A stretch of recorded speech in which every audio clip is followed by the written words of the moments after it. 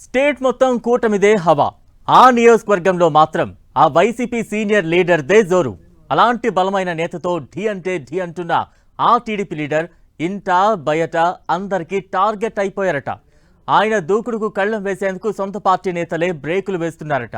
దీంతో అప్పుడు ప్రతిపక్షంలో, ఇప్పుడు అధికార పార్టీలో ఉండి కూడా సేమ్ సీన్ను ఫేస్ చేస్తున్నారట ఆ నేత. ఇంతకు ఎవరా లీడర్? ఆయనకు వచ్చిన కష్టమేంటి?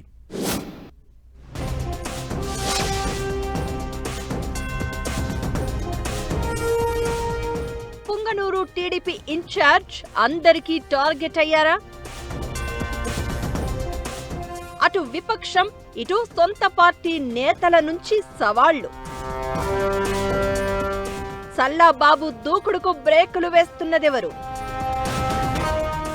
ఉమ్మడి చిత్తూరు జిల్లాలో పుంగనూరు నియోజకవర్గ పాలిటిక్స్ సంథింగ్ స్పెషల్.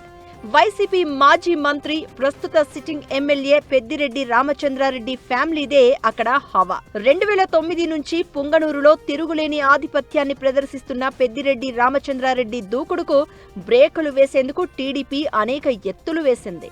2024 ఎన్నికల్లో స్పెషల్ గా టార్గెట్ చేసిన ఆయన విజయాన్ని మాత్రం టీడీపీ ఆపలేకపోయిందన్న చర్చ ఉంది. గత ఎలక్షన్స్ లో పెద్దిరెడ్డి చేతిలో టీడీపీ నేత చల్లాబాబు ఓటమి పాలయ్యారు. ఎమ్మెల్యేగా ఓడినా రాష్ట్రంలో అధికారం రావడంతో ఇక తిరుగుండదని భావించారట చల్లాబాబు. ఎన్నో సవాళ్లను ఫేస్ చేస్తూ దాడులు, కేసుల పాలయ్యారని వాపోతున్నారట. 2023లో టీడీపీ అధినేత చంద్రబాబు పుంగనూరు పర్యటనలో జరిగిన విధ్వంసంలో నమోదైన 4 కేసుల్లో నిందితుడిగా చల్లాబాబు కడప సెంట్రల్ జైలుకు వెళ్లాల్సి వచ్చింది. కొంతకాలం అజ్ఞాతంలో ఉండాల్సిన పరిస్థితిని కూడా ఆయన ఎదుర్కొన్నారట. 2023 ఎన్నికల్లో పుంగనూరు టీడీపీ అభ్యర్థిగా పోటీ చేసి పెద్దిరెడ్డిని ఓడించలేకపోయినా ఆయన మెజారిటీని భారీగా తగ్గించారు చల్లాబాబు. ఇలా ప్రతిపక్షంలో ప్రత్యర్థి పార్టీకి టార్గెట్ గా మారిన చల్లాబాబుకు ఇప్పుడు అధికారం వచ్చాక ప్రయారిటీ దక్కట్లేదట. పవర్లోకి వచ్చిన తొలినాళ్లలో కాస్త దూకుడు ప్రదర్శించి హంగామా చేసినా ఇప్పుడు స్పీడ్ తగ్గించాల్సి వస్తోందట. ఇందుకు ప్రధాన కారణం సొంత పార్టీలోనే కొందరు ఆయన హడావిడికి అడ్డంకులు సృష్టిస్తున్నారట.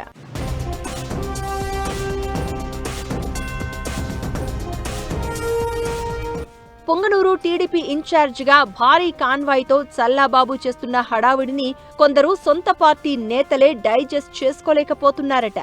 టీడీపీలోనే ఒక వర్గం ఆయన్ను టార్గెట్ చేసి హైకమాండ్ దగ్గర ఆయన పరపతిని తగ్గించే ప్రయత్నం చేస్తోందట. ఇది చల్లాబాబుకు ఇబ్బందిగా మారింది అంటున్నారు. ఆయన అనుచరుల హడావుడిపైన అధిష్టానానికి ఫిర్యాదులు వెల్లువెత్తడంతో చల్లాబాబు పవర్కు బ్రేకులు వేసినట్లయిందట. దీంతో చల్లాబాబు కూడా దూకుడు తగ్గించారట. జిల్లా ఇన్ఛార్జ్ మంత్రి మండిపల్లి రాంప్రసాద్ రెడ్డితో సన్నిహితంగా ఉంటూ పుంగనూరులో మరింత బలపడాలనుకుంటున్న చల్లాబాబుకు సొంత పార్టీ నేతలు పెడుతున్న ఇబ్బందులు హెడ్డేక్ గా మారాయట.